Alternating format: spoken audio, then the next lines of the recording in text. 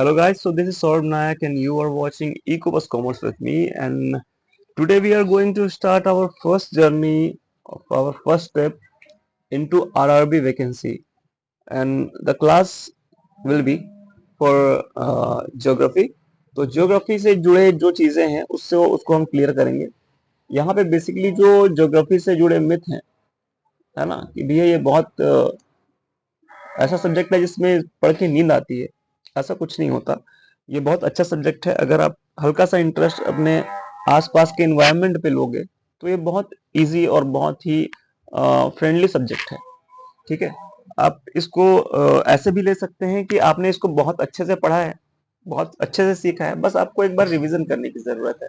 मैं भी आपको जब पढ़ा रहा हूँ ये चीज, तो ये चीजें मैं इसलिए पढ़ा पा रहा हूँ क्योंकि जो पढ़ा है मैंने उसको मैंने जब एक बार रिवीजन किया तो मुझे लगा कि हालांकि हमारे इस चैनल पे इकोबस कॉमर्स में जो हमारा इकोनॉमिक्स है और बिजनेस स्टडी है और अकाउंट है, इसी की क्लास होती है, लेकिन फिर भी हम लोग यहाँ पे ये पढ़ रहे हैं। इसका एक रीजन है क्योंकि सारे लोग इस पर्टिकुलर टॉपिक से जुड़े हुए हैं। आपने जब भी इसको पढ़ा होगा तब तब आपको फील आया होगा कि आपने इसको पढ़ा है। आपने अपने इंडिया के बारे में, मैं इंडिया का नक्शा बनाने की कोशिश करता हूँ, ठीक है, मैं इसमें बहुत अच्छा नहीं हूँ, ठीक है, तो ये मैंने इंडिया का नक्शा एक बना दिया, ठीक है।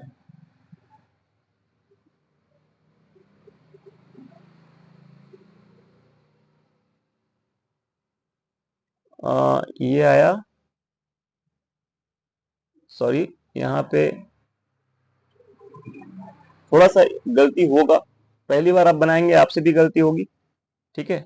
बहुत इजी होता है बनाना जब आप बार बार इसको बना रहे होंगे, ठीक है, लेकिन फर्स्ट टाइम आपको ऐसा लगेगा कि नहीं, मैं इसके बिना भी काम चला सकता हूँ, मैं छोटा मोटा ही बना लूं, ठीक है, लेकिन वैसा नहीं करना है। ये आपको जितना हो सके उतना आपको कोशिश करना है कि आप बना लो। मैं जानता हूँ ये नक्शा बिल्कुल ही परफेक्ट नहीं है, इवन ये नक्शा तो बिल्कुल भी सही नहीं है, बट फिर भी ये यहाँ पे चिकन नेक छोटा सा ही होता है, हमने ज्यादा बड़ा बना दिया है, ठीक है। तो आपको करना क्या है, आपको बस कोशिश करनी है कि आप अपने हाथों से इसको जितना अच्छे से बना सको उतने अच्छे से बना लो, ठीक है। चलिए चलते हैं इकोनॉमिक्स के, सॉरी, जियोग्राफी के इस पर्टिकुलर चैप्टर की ओर। जब हम इसको देखते हैं ज्योग्राफी को, तो हमको सबसे पहले याद आता है कि ये नक्शा कहाँ से आया है। नक्शा जो आया है वो भाई साहब ग्लोब से आया है। अब ये ग्लोब जो है ये कहां से आया होगा, तो इसको भी किसी ने बनाया होगा। अभी ये भी समझते हैं कि ज्योग्राफी जो है जियो, और यहां पे हो गया ग्राफी, तो यहां ये वर्ड भी कहां से आया है। तो अभी समझते हैं सबसे पहली चीज इसकी मीनिंग को। तो मीनिंग क्या बोलती है, ये दो शब्द हैं, जियो और ग्राफिया, ठीक है। जियो का मतलब होता है अर्थ और ग्राफिया का मतलब होता है एनालाइज करना, ठीक है। ग्राफिया का मतलब क्या होता है, एनालाइज करना। तो ज्योग्राफी जिसको हम बोलते हैं नॉर्मली, तो ज्योग्राफी का मतलब क्या होगा, सॉरी, डिस्क्राइब करना, ठीक है, डिस्क्राइब करना। तो ज्योग्राफी जब हम बोलते हैं तो ज्योग्राफी का मतलब क्या होता है, डिस्क्रिप्शन ऑफ अर्थ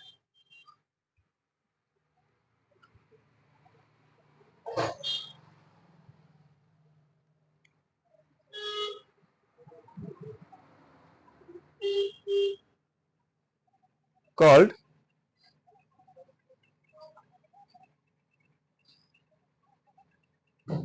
ज्योग्राफी, ठीक है। यहां पे बात समझ में आई। अब यहाँ पे दूसरा एक स्लाइड लेके हम लोग ये समझते हैं कि जो हमारा ये ज्योग्राफी है, तो ज्योग्राफी हमारा किस तरह से हमारे लिए इंपॉर्टेंट है, किस तरह से ये हमारे अस्तित्व में आया है, किस तरह से हमने इसको समझा। अब यहाँ पे एक क्वेश्चन और आता है कि ये जो ग्लोब है इसने किसने बनाया, जो मैंने पहले पूछ लिया था सवाल कि जो ग्लोब है ये किसने बनाया था, ठीक है। तो इसका आंसर भी आप कहीं ना कहीं जानते होंगे, आपने पढ़ा भी है कि ज्योग्राफी है, इसको सबसे पहले जब ये बना था, जब एक बोलते हैं ना कि कच्चा एक बना था, तो उस समय क्रैट्स ऑफ मल्लूज जो थे सेकंड सेंचुरी में, ठीक है, कौन है, क्रेट्स ऑफ मलूज, ठीक है, यहां पे मैं लिख देता हूं,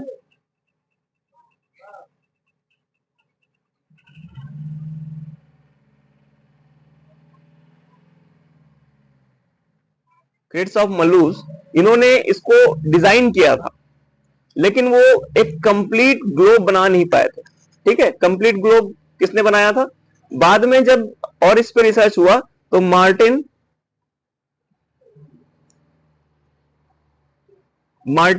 बेनम जो थे,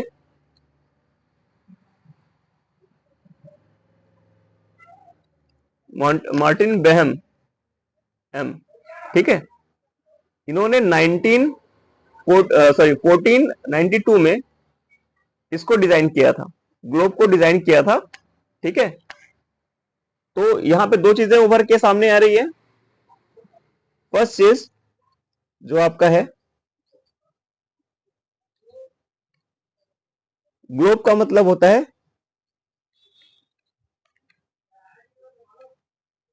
डिस्क्रिप्शन ऑफ अर्थ। सेकंड, मतलब जियोग्राफी का मतलब होता है is equal to geography,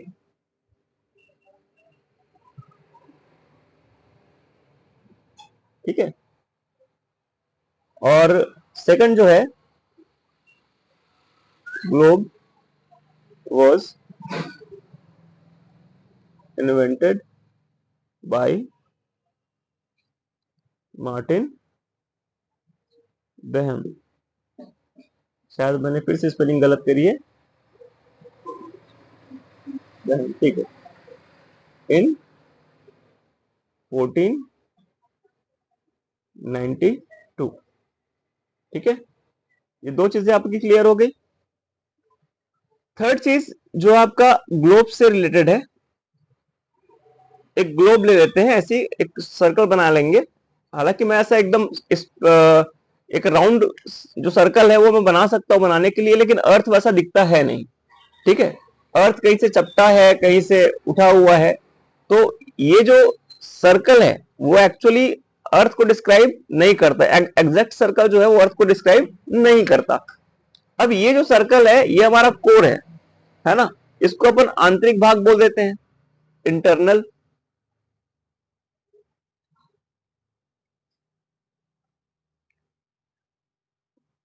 part है, या फिर आंतरिक भाग है,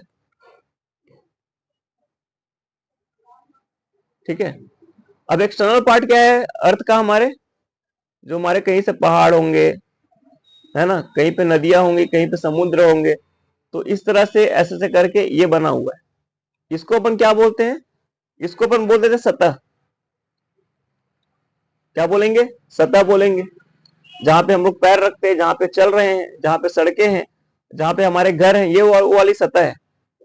और जहां पे हम लोग रहते हैं, ये वाला एरिया जहां पे हम सांस लेते हैं, इवन हम चाहे एरोप्लेन में क्यों ना हो, है ना, ये वाला एरिया क्या कहलाता है, ये हमारा एटमॉस्फेयर है, ये हमारा क्या है, एटमॉस्फेयर है, ठीक है। अब ये क्वेश्चन आया कि आपने तो ये कर दिया कि चलो ठीक है, आ, इतना तो ठीक है, इन्होंने बनाया 1942 में, ये भी बढ़िया है, कोई बात नहीं, लेकिन अभी जो हम ग्लोब देखते हैं एकदम सटीक वाला, क्या इसको मार्टिन बेहमनम ने बनाया था, क्या मार्टिन जी ने इसको इन्वेंट किया था, नहीं। यहां पे आपको समझने की जरूरत है कि जो मॉडर्न, सॉरी ये मेरे से गलत हो जा रहा है स्पेलिंग, जो मॉडर्न ज्योग्राफी जिसको बोलते हैं, ठीक है,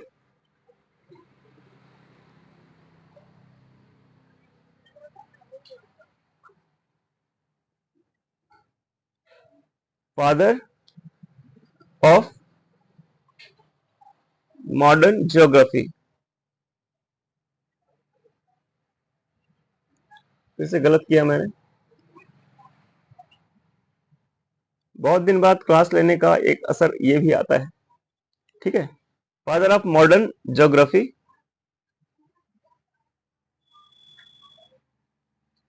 कौन है? अलेक्जेंडर वॉन हम्बोल्ट है इनका।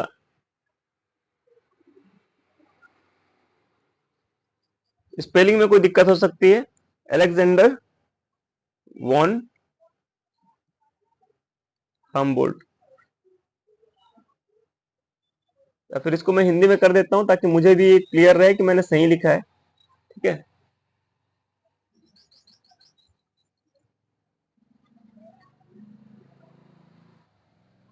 तो इसको हम लोग हिंदी में लिख लेते हैं।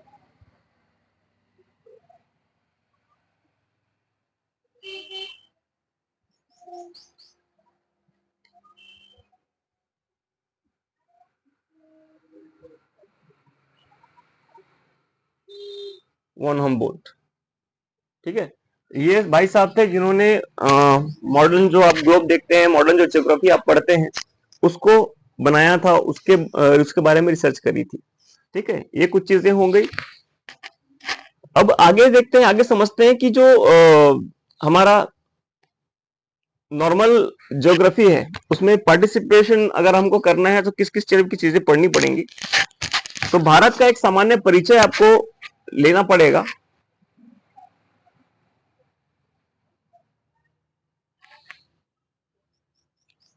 ठीक है, तो भारत का एक सामान्य परिचय आपको लेना पड़ेगा। भारत के सामान्य परिचय के लिए सबसे पहले हम लोग को यह समझना पड़ेगा कि इसकी स्थिति क्या है, लोकेशन क्या है। तो लोकेशन ऑफ इंडिया, हिंदी में बोलेंगे इसको भारत की अवस्थिति। ठीक है, भारत की अवस्थिति। मैं शॉप में हूं अपने, तो शायद आपको लग रहा होगा कि थोड़ी आवाज इधर उधर से आ रही होगी, उसके लिए मैं बिल्कुल क्षमा चाहूंगा। ठीक है, लोकेशन ऑफ इंडिया या भारत की अवस्थिति। अब एक जो आपका ग्लोब होता है, आपने देखा होगा, एक्स्ट्रा लार्ज बना दिया मैंने। यहाँ पे एक ऐसा पॉइंट होता है जो हमारे ग्लोब को दो अलग अलग भाग में, दो अलग अलग पैरामीटर्स में डिवाइड कर देता है। लेकिन इसको छोड़ के एक हमारा इधर से और एक हमारा इधर से पॉइंट होता है जो कि आपस में जुड़ता है। ठीक है, और इसी के जैसे अलग अलग सर्कल आपस में जुड़ रहे होते हैं। यस और नो? कमेंट कीजिए अगर आपको लग रहा है कि क्लास यूजफुल है।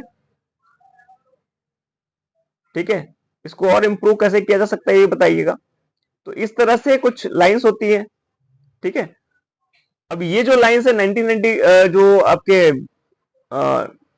ये जो आपका है 90 डिग्री पे, और ये भी है 90 डिग्री पे, इस तरह से आपके लाइंस जुड़ी हुई होती है। सेम यहां पे भी होता है, यहां पे एक पर्टिकुलर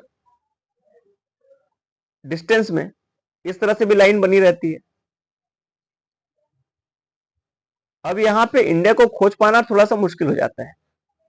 ठीक है, बताने के लिए तो अपन ये भी बोल सकते हैं कि एशिया का जो पार्ट है, एशिया के पार्ट में जो साउथ है उसके साइड में आपका इंडिया है, ये एशिया है। एशिया में इस वाले पार्ट में आपका इंडिया है। ठीक है, या फिर इस वाले पार्ट में आप ले लीजिए, इतने पार्ट में इंडिया है। लेकिन आप क्या ये बोल सकते हैं कि एग्जैक्टली यहीं पे है? अगर आप मान के चलो लंदन पे है, तो अगर आपको ये भी नहीं पता कि एशिया कहां पे है, तो आप कैसे पता लगाएंगे कि ये कहां पे है? ठीक है, क्लियर? तो इसके लिए हमको ये समझना पड़ेगा कि जो क्षैतिज रेखा है हॉरिजॉन्टल लाइन होती है ना। अब ये जो लाइन है इसको अपन हॉरिजॉन्टल लाइन बोल देते हैं, पहले बता देता हूं। हॉरिजॉन्टल लाइंस है। ठीक है, इसी को अपन क्या बोलते हैं? Latitude, latitude line. ठीक है, और इसी को हिंदी में अपन क्या बोलते हैं? अक्षांश रेखा। और जब हम इसकी बात करते हैं लॉन्गिट्यूड लाइंस की, इसकी लॉन्गिट्यूड लाइन की, मैं थोड़ा कलर चेंज कर लेता हूं। लॉन्गिट्यूड लाइंस की बात करते हैं, सॉरी, ये वाली लॉन्गिट्यूड लाइंस इसी को हम बोलते हैं देशांतर रेखा। ठीक है, देशांतर रेखा। अब ये जो जाल है आपको दिख रहा होगा ऐसा ऐसा, सर इधर भी लाइन खींच दिए, इधर भी लाइन खींच दिए, तो इसको बोलते हैं ग्रिड। क्या बोलते हैं? ग्रिड, है ना। अक्षांतर और देशांतर जो है, इन दोनों के जो बीच में जो ये वाला बनता है एरिया, है ना, ये जो एरिया बना हुआ है, इसको अपन क्या बोलते हैं? ग्रिड बोलते हैं। छोटे छोटे जो बक्से बने हुए हैं, इसको बोलेंगे ग्रिड। क्लियर है? अब ग्लोब जो है मॉडल ऑफ अर्थ है। ये जो क्या है? मॉडल ऑफ अर्थ है। और इसका निर्माण किसने किया? मार्टिन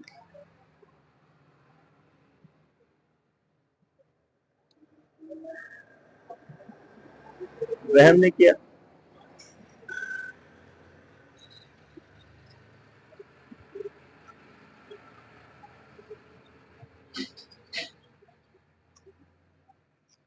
हमारी स्पेलिंग फिर से गलत हुई।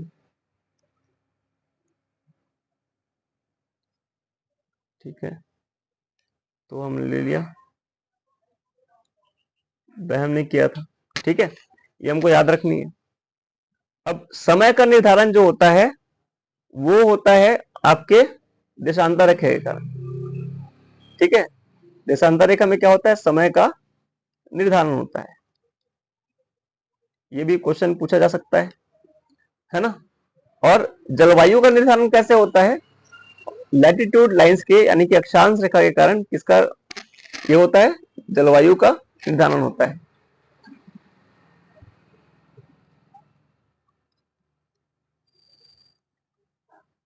ठीक है, ये बात आप याद रखेंगे, ये भी आपके नोट्स का पार्ट है। आगे चलते हैं, एक और स्लाइड लेते हैं। मुझे लिखने की ज्यादा आदत नहीं है स्लाइड में, इसलिए थोड़ा सा ज्यादा मैं जगह खा लेता हूं, उसके लिए क्षमा चाहूंगा। अब आगे वाला जो पॉइंट है इसको हम लोग करेंगे, और आगे जो है लोकेशन ऑफ इंडिया को कंटिन्यू करते हुए, अब लोकेशन ऑफ इंडिया जो है, लोकेशन ऑफ इंडिया जो है, इसको हम दो तरीके से जान सकते हैं। जैसे मैंने बताया कि महाद्वीपों के अनुसार, यानी कि अकॉर्डिंग टू कॉन्टिनेंट, और अकॉर्डिंग टू लैटिट्यूड।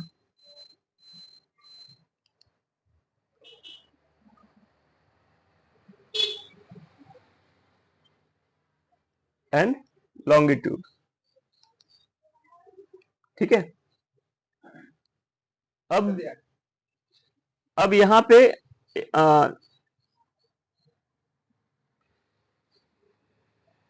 तो ये जो आएगा आपका हमारा एशिया, है ना। कॉन्टिनेंट के हिसाब से हमारा, हम कौन से कॉन्टिनेंट में है? एशियन कॉन्टिनेंट में हम विराजमान है। अब साउथ एशिया में हम लोग रहते हैं। कहां पे रहते हैं? साउथ एशिया में हमारा इंडिया है, अभी सिचुएटेड है। अब साउथ एशिया में लेकिन बहुत सारे कंट्रीज हैं। अगर आप बोलेंगे यहाँ पे, तो एशिया जो आपका पड़ता है उसमें इंडिया पड़ेगा। साउथ एशिया में आपका इंडिया पड़ेगा, आपका पाकिस्तान भी आता है। ठीक है, आपका मालदीव्स भी आता है, और आपका श्रीलंका भी आता है। सॉरी, श्री श्री, अब हम लोग को लिखने की आदत क्या हो जाती है? Shri, S H.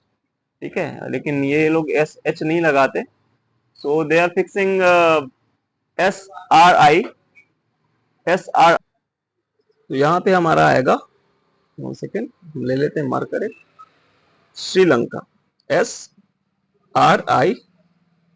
अब इनकी लग गई लंका। ठीक है, श्रीलंका आ गई।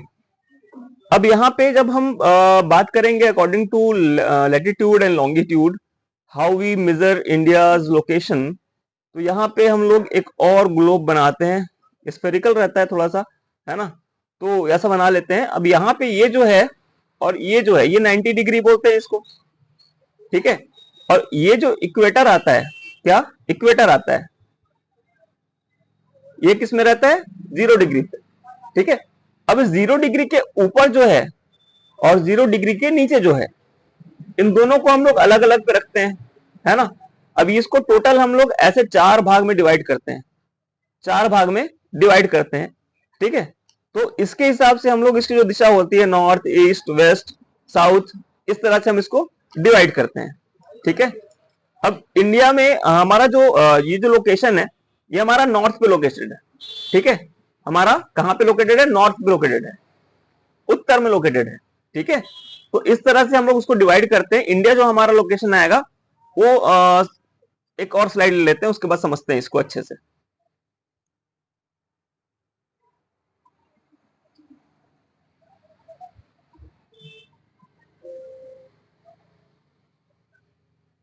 एक नॉर्मल स्लाइड लेते हैं अपनी प्रेजेंटेशन वाली। अब यहाँ पे देखिए इंडिया का जो लोकेशन है, मैं इंडिया यहाँ पे छोटा सा बना रहा हूँ। देखिए आप, अगर आपको इंडिया बनाना नहीं आता है, ठीक है, आप इंडिया बनाने में थोड़ा सा फील कर रहे हैं, थोड़ा सा अलग आपका बन रहा है, तो आप ये ले लीजिए। इस तरह से मैं बनाता हूं, जब मैं पहले पहले बार सीखा था। ठीक है, सॉरी, ये ऐसा आएगा, इस तरह से आप बनाएंगे। हमारा ये जो है ऐसे है, ऐसे है, फिर ऐसे है। ठीक है, फिर इसको मैं ऐसे करता था, फिर ऐसे करता था, ऐसे, ऐसे, ऐसे। फिर ये नेपाल के लिए, भूटान के लिए थोड़ी थोड़ी जगह छोड़ दीजिए। ठीक है, फिर ये ऐसे, ऐसे, ये चिकन नेक अपना बना लीजिए, और ये ऐसे।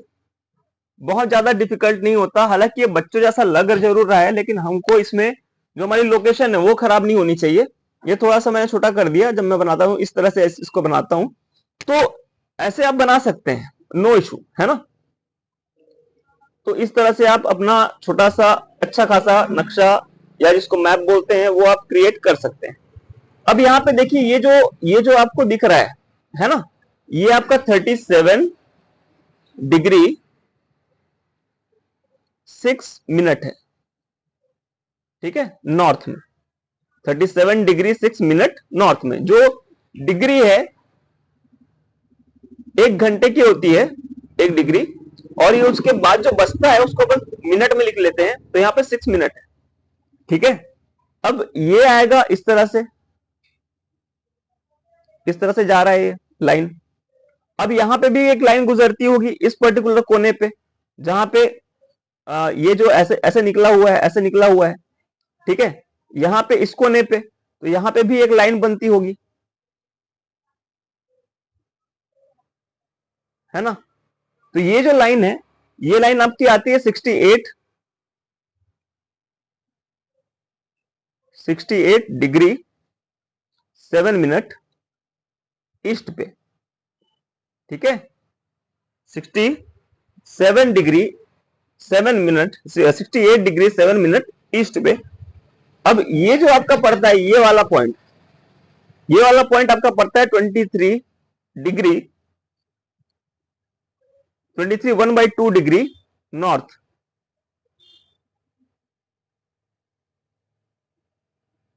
ठीक है, नॉर्थ पे। अब ये वाला जो आपका दो कॉर्नर आता है, ये दो दो कॉर्नर आएंगे आपके, ऐसे करके आता है, ये दो कॉर्नर आते हैं आपके। ये दोनों कॉर्नर आपके जो छूते हैं, ये 97 डिग्री 25 मिनट ईस्ट पे आते हैं। तो इसको भी हम लोग लिख लेते हैं। ठीक है, अब यहां पे आपको दिख रहा होगा ये जो कोप है, इंडिया का जो कोप आता है ना, ये इसका भी हम लोग लिख लेते हैं। ये आएगा 8 डिग्री 4 मिनट नॉर्थ पे, 8 डिग्री 4 मिनट नॉर्थ पे। अब यहां पे आपका अंडमान निकोबार आ जाता है ना। और ये जो आपका कटिंग होता है ना, ये आता है 6 डिग्री 4 मिनट नॉर्थ। ये बात समझ में आ गई ये। और ये जो इंडिया का है, ये मेन लैंड है, मेन लैंड ऑफ इंडिया। ठीक है, इसको क्या बोलेंगे, main land of India. Clear. एक और स्लाइड हम लोग उठाते हैं और स्लाइड उठा के आगे समझते हैं कि इसमें और समझने की चीज है क्या।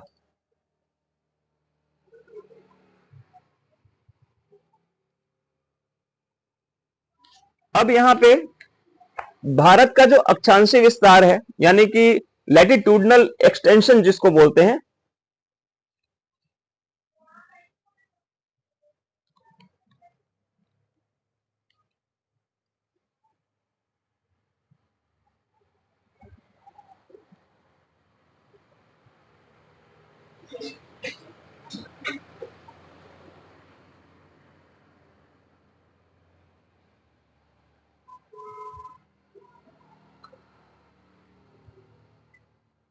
Latitudinal extension of India. ठीक है, तो ये भी दो भाग में अपन डिवाइड कर सकते हैं, मेनलैंड पे, है ना, जो हमने लास्ट मैप में किया था वही कर रहे हैं मेनलैंड पे, और दूसरा करेंगे इंक्लूडिंग आइलैंड। ठीक है, इंक्लूडिंग आइसलैंड। ठीक है, आइसोलेटेड लैंड जिसको बोलते हैं, आइसलैंड बोलते हैं। जब मैं बच्चा था तब मुझे लगता था ये बर्फ वाला जगह होता था, दैट्स वाई इसे आइसलैंड बोलते हैं, बट आइसलैंड नहीं है, ये आइसोलेटेड लैंड है। ठीक है, अकेले पड़े हुए द्वीप। तो मेन लैंड जो है वो हमारा कितना हमने पढ़ा, 8 degree 4 minute north to 37 degree 6 minute north पे। क्लियर। और जो द्वीपों सहित हमने पढ़ा, ये पढ़ा 6 degree 4 minute north to 37 degree 6 minute north. अब देशांतरी विस्तार जो है,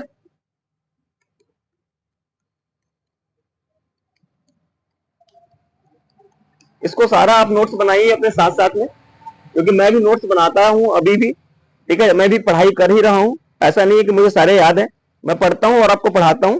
नो डाउट, मुझे ये मानने में कोई दिक्कत नहीं है कि मैं कोई जीनियस नहीं हूं इस पर्टिकुलर सब्जेक्ट में, बट जो मैं पढ़ा रहा हूं वो बिल्कुल सत्य है। चाहे आप आईएएस की तैयारी कर रहे हो, चाहे आप यूपीएससी की तैयारी कर रहे हो, पीएससी की तैयारी कर रहे हो, किसी पर्टिकुलर रीजन से आप हैं, सारी जगह पे ये चीजें सेम ही आएंगी। ठीक है, तो इसको अपन बोलेंगे लॉन्गिट्यूडनल एक्सटेंशन। ठीक है, अब यहां पे कहां से कहां देखा अपन ने, 68 degree 7 minute east to 97 degree 25 minute east तक ये फैला हुआ है। ये आपको याद रखना है। हाँ, बेशक आपको याद ही रखना है। मैं आपको ये नहीं बोलूंगा कि आपको समझना है, नहीं, समझना तो भैया दूर की बात है। आपको ये जो आपने मैप पढ़ा है, ये जो आपने मैप पढ़ा है, ये आपके लिए मतलब मोस्ट इंपॉर्टेंट है। अगर आपका क्या बोलते हैं, कभी भी टॉपिक पूछ लिया जाता है कि इंडिया कहाँ पे सिचुएटेड है, तो आपको इस तरह का जो नेविगेशन है आपको याद होना चाहिए। क्लियर, ये आपने कर लिया। एक और हम लोग यहाँ पे डॉक्यूमेंट लेंगे और आगे इसमें पढ़ेंगे। कभी कभी पूछ लिया जाता है कि इंडिया बेसिकली है कहां पे, चलो इतनी बात तो कर ली अपन ने। एक और जो चीज बच गई, मैं उसको लिख देता हूं कि इंडिया यानी कि भारत जो है पृथ्वी के उत्तरी गोलार्ध में, यानी कि नॉर्थ गोलार्ध में स्थित है। ठीक है, क्लियर। ये भी आपके नोट्स का पार्ट रहेगा। अभी हम चलते हैं आगे।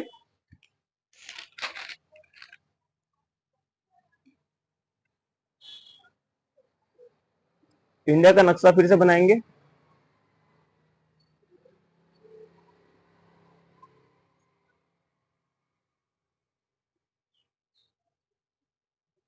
थोड़ा सा ज्यादा बड़ा कर दिया मैं इसको थोड़ा सा इरेज करूंगा।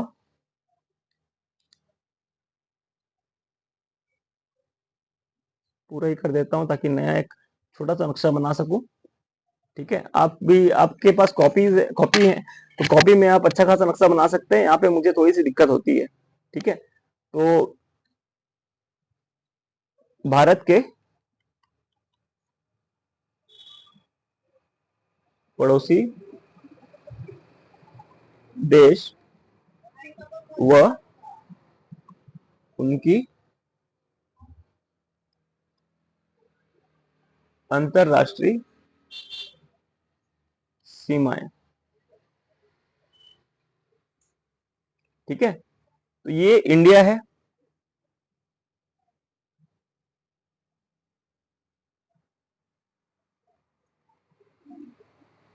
ठीक है, बहुत परफेक्टली बनाने की जरूरत नहीं है, क्योंकि आप धीरे धीरे इसमें एक्सपर्ट बनेंगे। ठीक है, हड़बड़ हड़बड़ में बनाओगे तब भी आपको इस तरह से बनाना है कि आप बस इंडिया का नक्शा बना लो। एक चिकन नेक आपको बनाना है। मैं ज्यादा ही गंदा बना रहा हूँ, दैट्स व्हाई मैं इसको रिमूव कर रहा हूँ।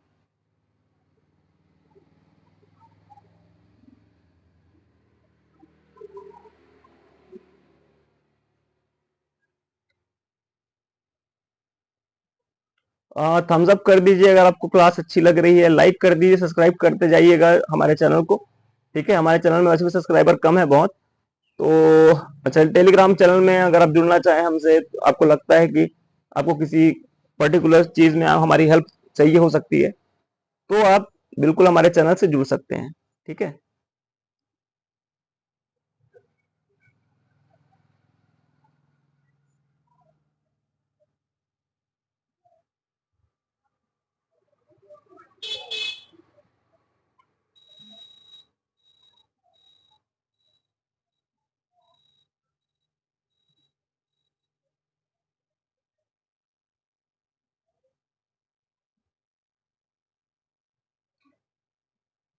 इस तरह से हमने इंडिया का एक छोटा मोटा नक्शा अपना बना लिया। अब यहाँ पे हम देखेंगे कि हमारे पड़ोसी देश कौन से हैं। सबसे पहले हमको पता है पाकिस्तान यहाँ पे है। ठीक है, और ये जो हमारा कोना कॉर्नर हमको दिखता है यहाँ वाला, यहाँ पे क्या पड़ेगा? अफगानिस्तान।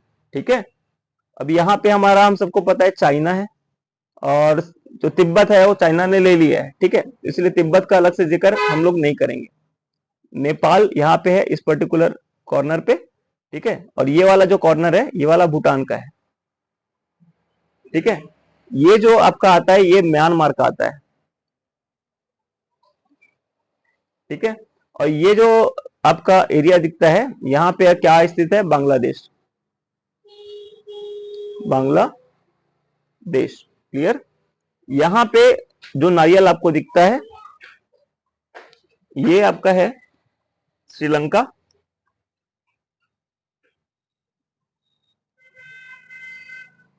श्रीलंका पड़ेगा, और ये आपका पड़ेगा इंडोनेशिया। ठीक है,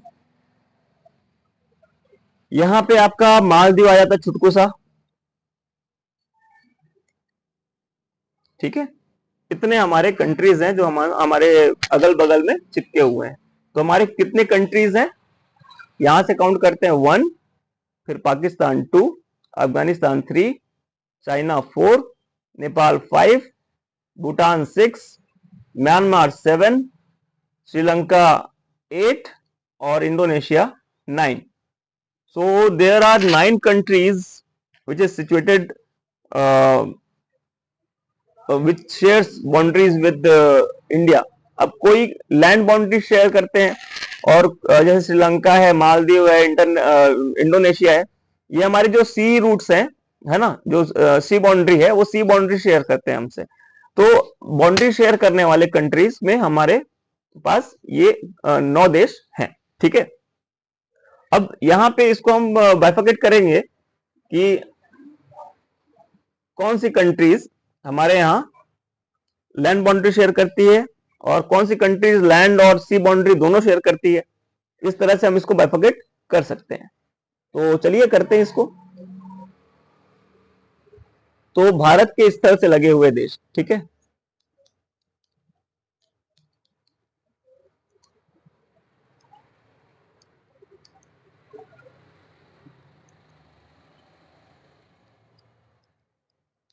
सो लैंड बाउंड्री जो शेयर होती है, लैंड बाउंड्री जो शेयर होती है, ये कौन कौन से देश करते हैं? तो पहला आपका करता है अफगानिस्तान,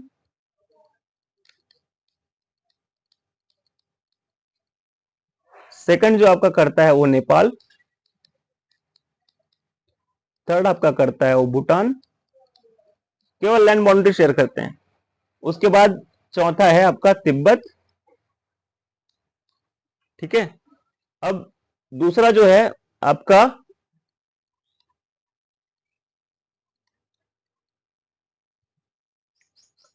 स्थलीय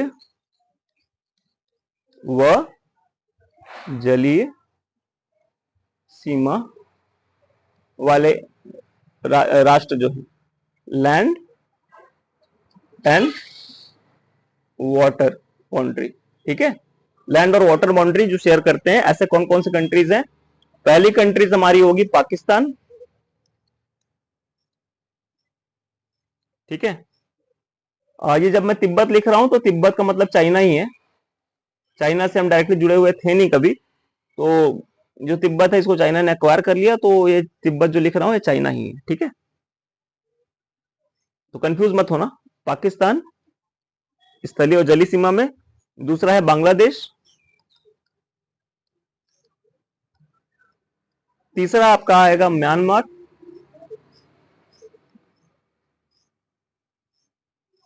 म्यांमार। ठीक है, हम की मात्रा यहां पे लगी है। और केवल जलीय सीमा वाले जो राष्ट्र हैं उसको भी अलग से लिख लेते हैं।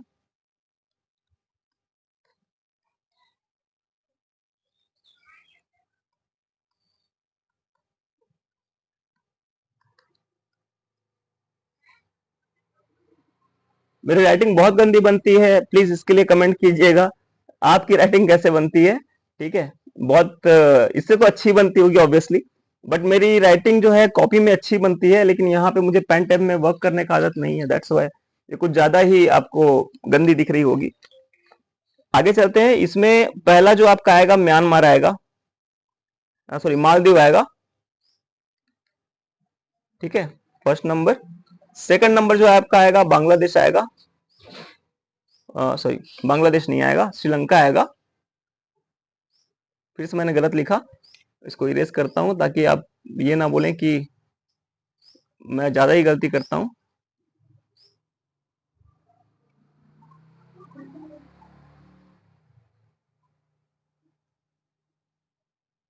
ठीक है, चलिए मालदीव, श्रीलंका और तीसरा है इंडोनेशिया। ठीक है, ये आप अपने नोट्स में लिख लीजिए, ये भी पूछा जा सकता है। इसके बाद नेक्स्ट टॉपिक हम लोग करेंगे, फिर से एक थोड़ा सा ये बनाएंगे, नक्शा बनाएंगे, और मैप बनाने के बाद हम लोग समझेंगे कि इसमें और किस तरह की चीजें हो सकती है इंपॉर्टेंट।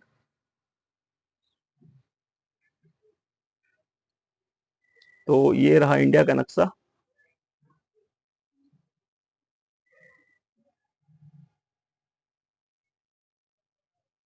मैं फिर से बहुत गलत करता हूं मैं, उसके लिए सॉरी।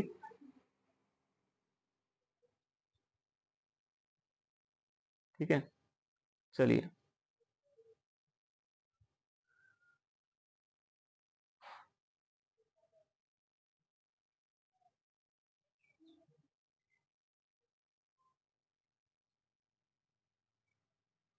ये जो आप देख रहे हैं ये इंडिया जो ऐसी है। ठीक है,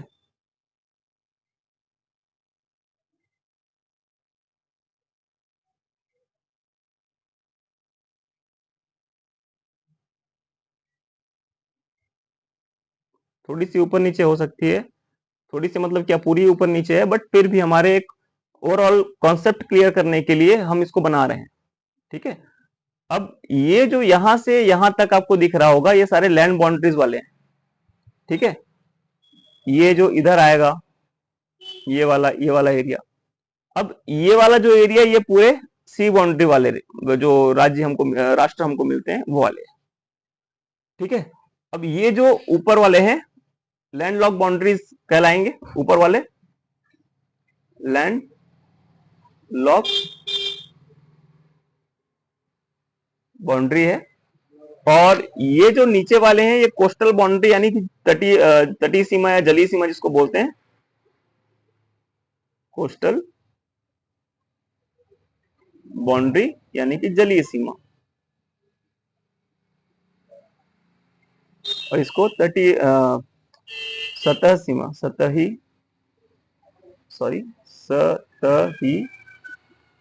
सीमा, ठीक है, यानी स्थलीय सीमा, सतही सीमा, ऐसा कुछ भी आप इसको बोल सकते हैं। अब इसकी जो टोटल लेंथ है, यहां से जैसे मैंने बोला यहां से शुरू होती है ऐसे, और ये ऐसे अंदर से होते हुए यहां तक आती है। इसकी जो टोटल लेंथ जो है वो है 15,200 किलोमीटर, ठीक है, 15,200 किलोमीटर एग्जैक्टली, ठीक है। अब ये जो कोस्टल बाउंड्री है द्वीपों सहित और मुख्य भूमि, इसमें दो अपन ले लेते हैं, मुख्य भूमि और दूसरा है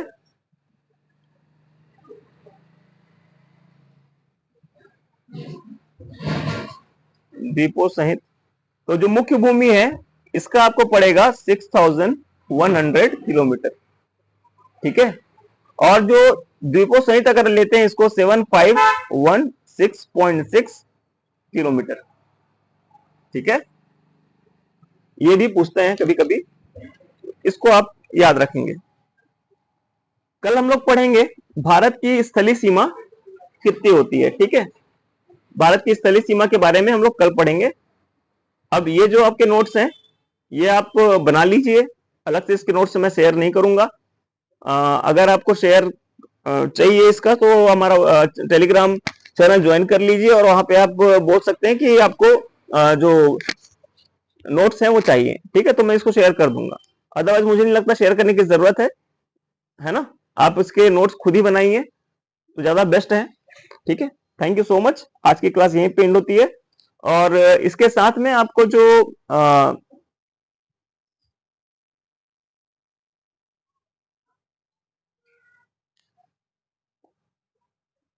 इसके साथ में जो आपके